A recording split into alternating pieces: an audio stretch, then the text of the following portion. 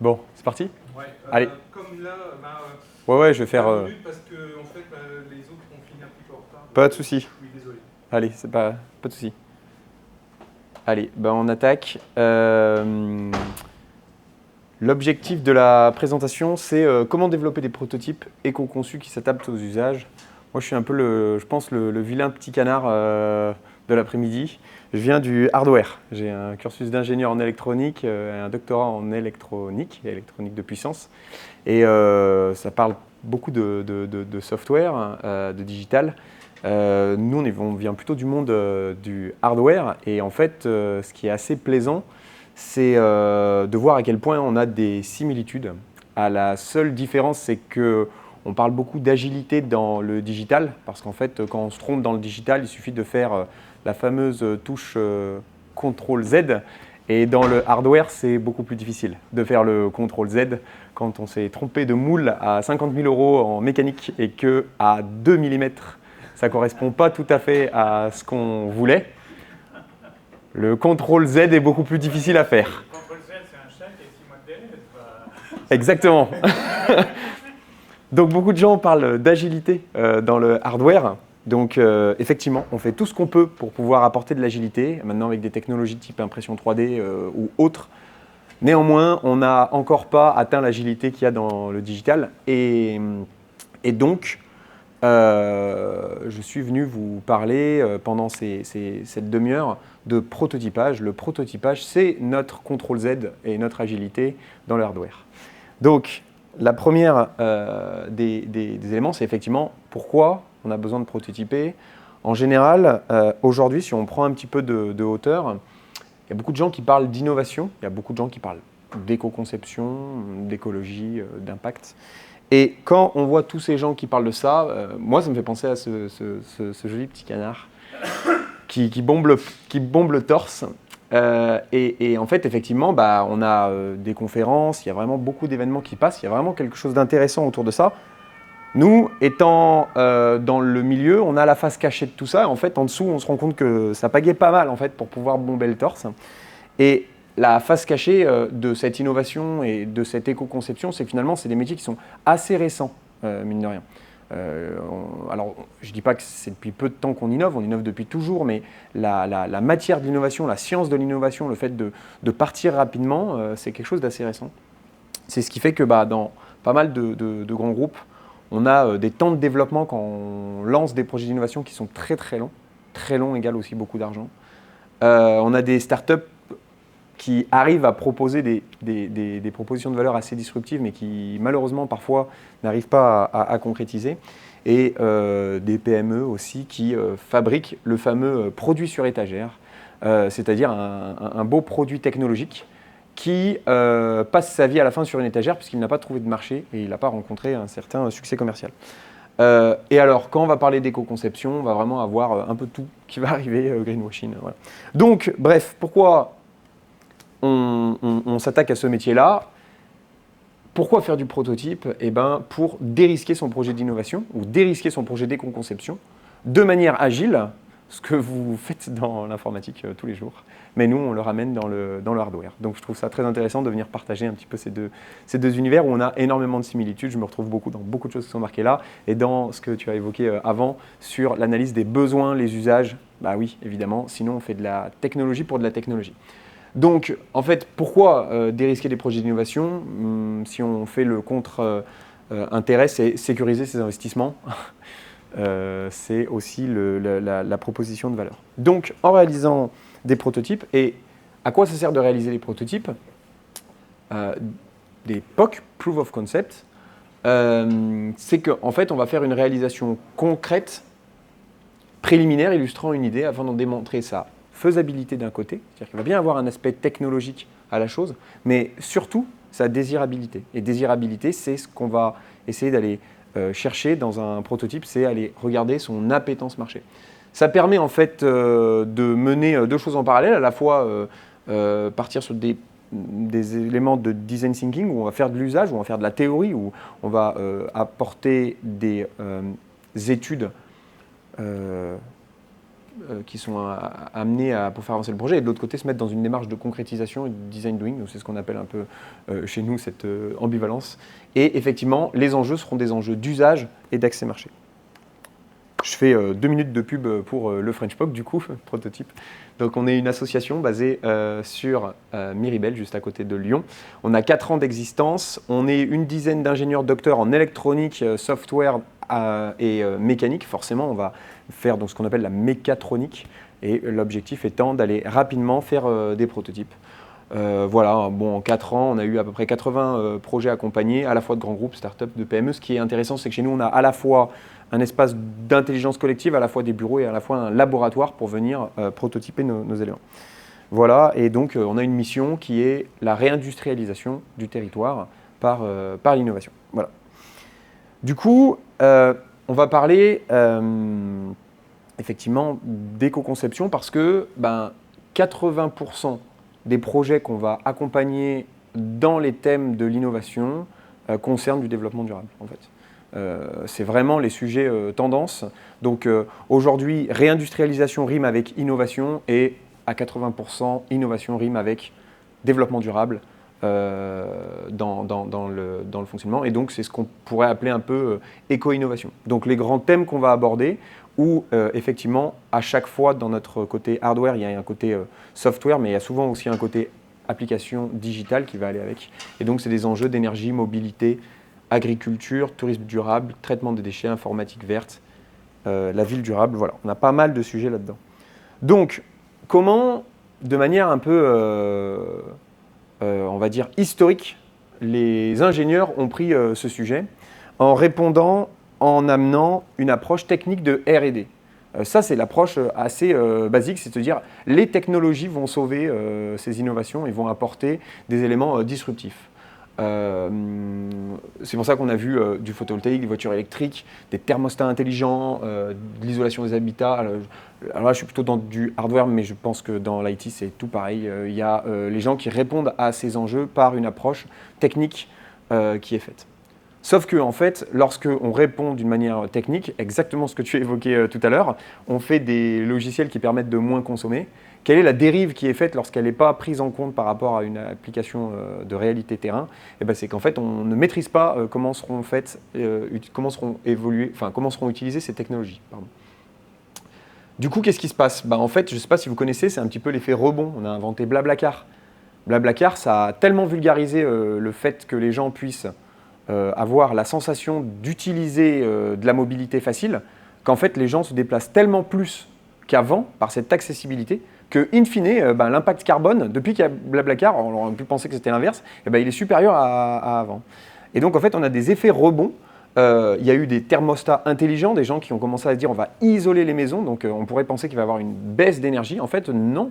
De manière générale, c'est le confort qui s'augmente et en fait, il y a toujours la même dépense d'énergie. C'est juste que au lieu d'être à 19 par contrainte, parce qu'avant on n'arrivait pas à faire plus, aujourd'hui on bascule à 21 puisqu'on peut, donc on consomme la même énergie. Et en fait, cette réponse technique, lorsqu'elle est apportée toujours d'une manière identique, elle apporte toujours des effets négatifs lorsqu'on parle d'éco-conception, d'écologie, de développement durable.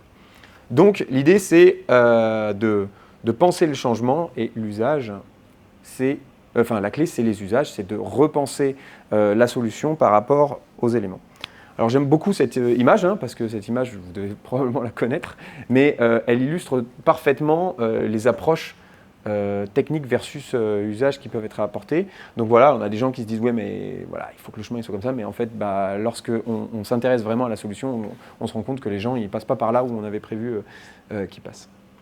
Donc si on veut faire de l'éco-conception, si on veut faire du développement durable, effectivement, la première des choses, c'est de se dire plutôt que d'apporter des éléments, la première des choses que je peux faire, c'est d'essayer de répondre à une problématique avant d'apporter solution. C'est de se dire, est-ce que je peux déjà pas penser problème? Est-ce que je peux pas analyser mon problème? Une fois que j'ai analysé mon problème, comment je peux y répondre d'une manière juste et sans superflu? Et déjà, ça c'est la première partie de faire de l'éco-conception. Aujourd'hui, je pense que si on analyse nos téléphones, je pense qu'on utilise seulement peut-être 20% des applications qui sont dedans. Je pense que la majorité de tout ce qu'on utilise, pour 20% de ce qui a été codé, ça répond à 80% de nos besoins. Donc ça veut dire qu'en fait, dans la majorité du temps, on a beaucoup trop de choses superflues et qu'en fait, on n'utilise que très peu d'éléments qui sont nécessaires. Donc, ça veut dire quoi penser l'usage? Ça veut dire repenser l'humain. Et c'est l'étape 3 que je vais vous dire. D'abord, on répond souvent d'une manière technologique, donc en termes de R&D. La techno, comme on le disait tout à l'heure, c'est un outil, ça n'a pas de valeur. Du coup, les nouveautés, c'est le design thinking, c'est de penser l'usage. Sauf qu'en fait, on peut aller un cran après et on peut penser l'humain. Alors la grande différence, c'est mais c'est quoi la différence entre l'humain et l'usage? Est-ce que c'est pas la même chose? Ben non, c'est pas la même chose. Ça, c'est un outil qu'on utilise qui nous permet de pouvoir penser à la fois technologie, qui nous permet à la fois de penser usage et qui nous permet à la fois de penser humain.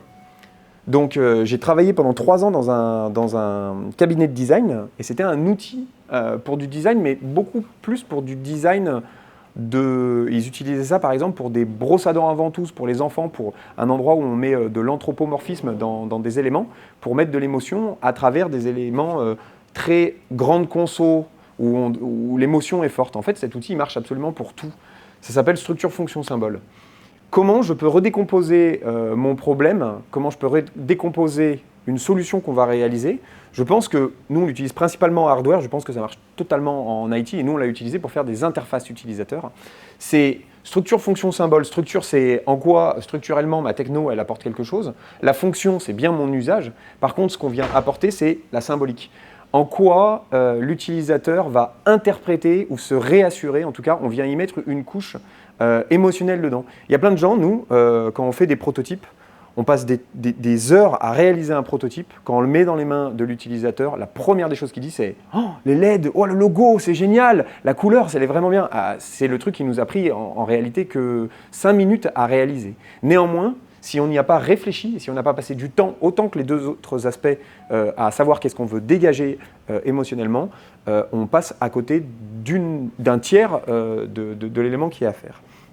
Donc, c'est vraiment un outil qui est important dans l'éco-conception, c'est-à-dire que si vous faites de l'éco-conception, si par exemple le logiciel qu'on a vu tout à l'heure ne dit pas symboliquement qu'il est là pour faire de l'éco-conception, les gens ne le verront pas. Et donc on s'ouvre des portes à ce que des personnes qui ont plutôt bien compris ces aspects de sciences cognitives viennent nous vendre du greenwashing, entre guillemets, en nous disant « Regardez le symbole, comme il est fort à travers l'éco-conception, à travers le développement durable, alors que peut-être que derrière, il n'est pas réellement fait. » Donc j'invite un peu tout le monde à utiliser ces outils pour qu'on puisse à chaque fois faire des produits ou des applications qui racontent en fait la symbolique qu'on cherche à avoir. Donc ça veut dire se mettre au cœur et analyser tout ce qui sont les complexités émotionnelles qu'ils peuvent avoir. Donc là, bah voilà, hein, on commence à toucher à tout ce qui va être neurosciences, biais cognitifs, comment les gens les interprètent, et ce sont donc des éléments importants. Pour vous donner des cas concrets, voilà, on a travaillé avec une société qui fait des volets de moteurs de piscine, et ça, c'est le moteur et l'interface qui était faite avant. Et donc, voilà l'utilisateur, il arrive devant, et en général, c'est un pisciniste. Et un pisciniste, c'est avec cette interface qu'il va faire un élément de base qui est régler les fins de course et les débuts de course d'un volet de piscine. Et donc, en fait, là, quand il arrive ici, cette interface, elle est purement technique. On a apporté de la valeur par de la technicité. Et donc, il y a des choses assez complexes quand même à l'intérieur. C'est très important. Mais de l'extérieur, en tant qu'utilisateur, souvent, il faut lire une notice, il faut regarder des vidéos. Enfin, c'est assez compliqué.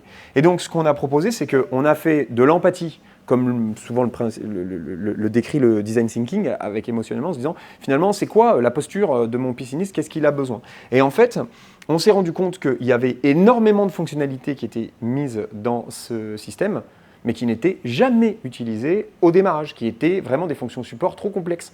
Et donc on a dit, finalement, qu'est-ce qu'il y a? Est-ce qu'on pourrait parvenir à quelque chose de beaucoup plus simple, ou si quelqu'un décide d'aller un peu plus loin, il y a un QR code, il y a une visualisation de ce qui est en train de se passer, et on a mis 2 boutons, manuels, automatiques, et c'est le même bouton qui visuellement explique à quel endroit on en est avec des petites LED, vraiment, vraiment, vraiment très basiques. Et donc en fait, là, on a mis de la valeur de quelque chose qu'on appelle, là ici, on met de la valeur à travers la technicité, ici, on met de la valeur à travers l'usage et l'humain, et on appelle ça de la simplexité, c'est-à-dire comment j'ai rendu quelque chose d'extrêmement complexe, très simple. C'est une des propositions de valeur par rapport aux applications de Waze. Waze, quand vous allez dessus, il vous dit « vous voulez aller où ?» Vous mettez où vous voulez aller et il se débrouille. Et il a vendu de la complexité. Il n'est pas arrivé en disant quelle est ta voiture, quelle marque tu as, par où tu veux passer, veux-tu faire une économie, veux-tu payer? Non, il y a une seule question et c'est une proposition de valeur qui est intéressante. Là, à travers ça, on fait de l'éco-conception, forcément, parce qu'on réduit drastiquement des éléments. On peut aujourd'hui, en plus, utiliser des parties digitales pour étendre et éviter d'avoir des manuels d'utilisation et fluidifier l'expérience utilisateur. Un autre sujet sur lequel on a travaillé, Rossignol. Rossignol qui est dans une démarche d'éco-conception assez forte en ce moment, de deux manières, à la fois dans le hardware, donc c'est-à-dire dans le ski, ils sont en train de faire des skis en matériaux recyclés et recyclables, mais aussi dans la proposition d'offrir une expérience utilisateur un petit peu augmentée par rapport au ski. Donc c'est un travail sur lequel ils ont fait un ski connecté avec un capteur qui vient mesurer des paramètres assez extraordinaires en piézoélectrique. Je ne vais pas rentrer dans le détail, mais bref, à la fin, vous pouvez avoir de la data, de la performance de ce que vous avez fait dans votre ski. Et donc, ils ont travaillé avec le CEA sur cette récupération. Et nous, ils nous ont confié la mission d'usage. Donc nous, on a dit, bah, OK, on va aller voir comment les gens l'utilisent. Et donc, on a un petit peu observé. Donc, je vous passe les détails, mais effectivement, c'est un tag NFT à cette époque. Donc, ça veut dire qu'il faut sortir son téléphone. Ça veut dire qu'il faut venir taguer son ski avec le téléphone. Forcément, comme c'est du ski, il y a de la neige. Forcément, comme il y a de la neige, on ne peut pas bien taguer. Forcément, on a froid aux mains. Bref, d'un point de vue usage, la proposition de valeur est ratée par rapport à tout ce qu'elle peut apporter. Et si on regarde un petit peu les datas qu'ils donnent, on est vraiment dans un aspect, alors encore une fois, ce n'est pas du tout pour...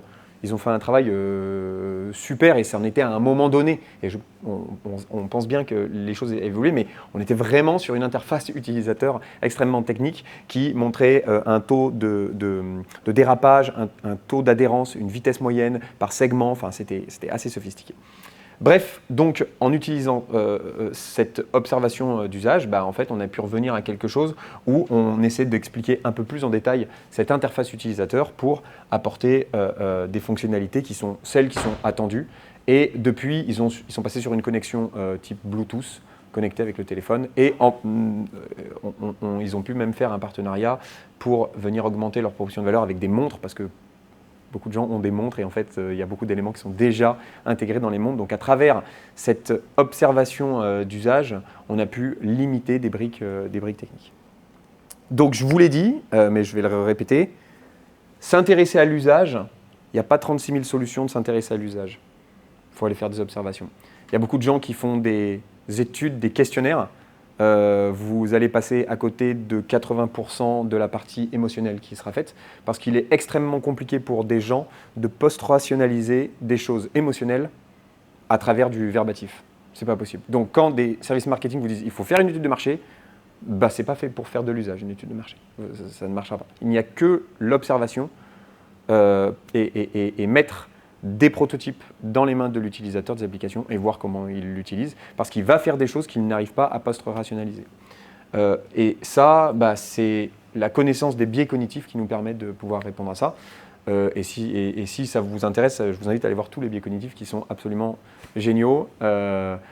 Certains qui sont très marrants, notamment un qui me plaît beaucoup, c'est moins les gens ont de connaissances sur un sujet, plus ils en parlent. Et c'est ce qui fait qu'aujourd'hui, tout le monde est expert des vaccins et de tout ce genre de choses, alors qu'en fait, ils ont juste vu une vidéo de 2 minutes sur ce sujet. Et voilà, et donc on en a plein. Et il y a des biais cognitifs de posture qui sont, on ne peut pas dire, par exemple, si je vous dis, est-ce que vous êtes intéressé par le développement durable, vous allez tous me dire oui, parce que c'est obligatoire aujourd'hui dans cette société de dire oui. Et donc si je vous envoie un questionnaire là-dessus, oui. Néanmoins, si je vous observe en vous mettant tel que vous êtes et sans jugement, je peux observer des éléments qui vont me dire, en fait, non, les gens, ils sont comme ça. Si je veux les faire évoluer, il faut prendre en considération le fait que, oui, l'écologie, mais à quel détriment de mon confort et à quel détriment des éléments que je vais avoir. Donc, très important, ça c'est la phrase que nous, on a chez nous et que dans l'ancienne entreprise dans laquelle je travaillais, on se disait toujours, on voit le monde tel qu'on est et non pas tel qu'il est. Et du coup, si on veut le voir tel qu'il est et travailler les usages, il faut faire des observations. Donc, j'ai pour terminer deux petits sujets encore à vous montrer. On a fait un travail dans le VRAC, donc dans l'éco-conception, c'est la distribution VRAC. Encore une fois, je vous montre des cas concrets et je peux vous le montrer parce que du coup, c'est ma femme qui est en train de faire ça, donc du coup, ça marche.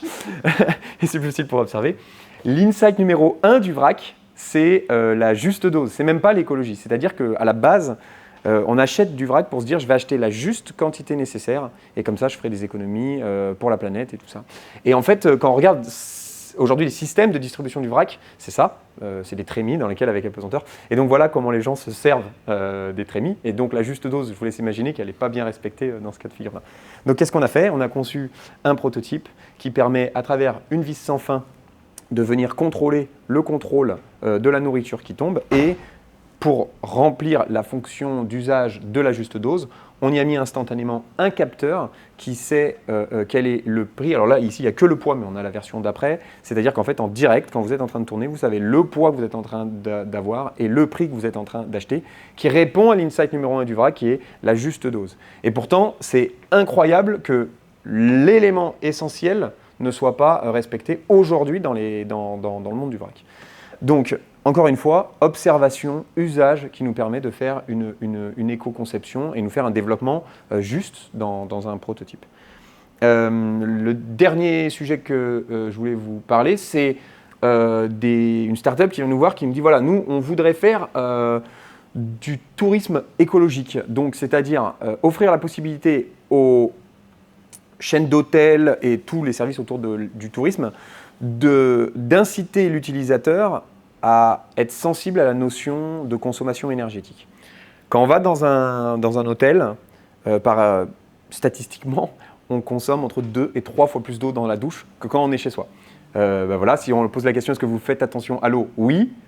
Dans les faits, non. On a payé sa chambre, on se fait une douche longue, c'est le confort, c'est comme ça. Donc, ce qu'on fait, c'est qu'on se dit, si on veut réinciter les gens à prendre conscience de la quantité d'eau, déjà, qui a conscience de la quantité d'eau qu'il utilise dans une douche? On n'en a aucune idée. Donc on utilise le nudge. Le nudge, c'est de se dire en fait, avant une douche, on estime on dit sur quoi on va s'engager. Et dans la douche, on va avoir des petites lettres qui vont tout simplement nous donner l'estimation d'une douche normale. Et si est-ce qu'on a fait un quart de la consommation, la moitié, 3/4 et on s'arrête. Et ça permet de reprendre le contrôle et d'offrir une possibilité à l'utilisateur de savoir quelle est la quantité d'eau qu'il est en train de consommer. Et si il a fait des économies, vu qu'aujourd'hui, il n'y a pas d'intérêt à faire une économie, on va dire, monétaire, si là, effectivement, on fait une économie, alors il y a une redistribution qui est faite de manière équitable entre la chaîne d'hôtel et l'utilisateur sur l'économie d'eau qu'on a fait. Et donc, on a fait un prototype, on a vendu, on a fait un prototype, on a montré ça, on a pu présenter ce prototype et le porteur de projet est allé au CES et là, il est en train de plutôt décoller avec Accor Hotel et les éléments. Voilà, voilà ce qu'il en est. Et ma dernière slide, c'était le monde du digital. Effectivement, c'est un monde qui, par un aspect plutôt relativement caché, pollue. Je pense que vous l'avez bien évoqué. Et donc, effectivement, comment aujourd'hui on peut faciliter l'accès à ces réponses pour faire prendre conscience que ce monde digital a un impact qui n'est pas neutre. Mais encore une fois, en prenant en compte l'utilisateur tel qu'il est, parce qu'on ne le changera pas, et que c'est plutôt aux technologies de répondre aux usages que l'inverse.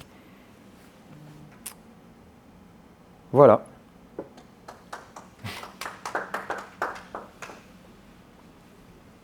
Je ne sais pas si vous avez des questions, je crois qu'il faut qu'on enchaîne, je vais te laisser la place. Moi, c'était plus une remarque. Ce que je trouve vraiment intéressant sur le tiers symbolique, c'est que c'est vraiment en lien avec les sciences humaines, avec l'observation, y compris avec l'épouse qui essaye, ou toi-même qui essaye le dispositif. Peut-être que tu as été chaussé des skis. Ah oui, moi j'y suis allé et j'ai vu. Et ça, c'est typique de l'observation participante en sociologie. Et, c'est faire des observations sans jugement, en fait, en considérant les gens tels qu'ils sont, en fait. Et pas en disant, mais ils sont nuls, ils n'ont pas compris, mais mon truc, c'est qu'ils n'ont juste pas compris, je vais leur faire une notice. Non. Là, ils sont comme ça. C'est tout. Effectivement, même dans le job, je pense que, à titre personnel, il y a très souvent des situations où la symbolique est non négligeable et Ouais. effectivement tu surfocalises sur la partie technique. Exactement. La réponse aux besoins techniques. Ouais, bien sûr. Bah justement, dans les chaussures, ils avaient fait des chaussures un petit peu, entre guillemets, un petit peu souples. Et en fait, le design de l'extérieur ne montrait pas ça. Et il y a des gens qui n'ont pas fait de chaussures souples, et ils ont juste fait un design en mode un petit peu alvéolaire, type nid d'abeille. Et les gens disaient, bah, en fait, celle-là, elle est plus souple que celle-là, en le testant. Alors, c'était pas vrai, hein. Enfin, c'est faux. Mais l'aspect design racontait ça. Et voilà. Et des sciences comme ça, il y en a plein. Si vous mangez un chocolat rond, il est plus sucré qu'un chocolat carré. Et c'est le même chocolat, hein. Et c'est comme ça. Ouais, mais la Donc ça forme- prouve bien que la symbolique, elle est très forte. Elle vient changer les éléments concrets que vous mettez en Voilà, place. la forme a une incidence sur le goût. Typiquement les pâtes. En fait, C'est vrai. Pour les pâtes, c'est vrai. Ouais, tu vois, Mhm. alors que c'est la même Mhm.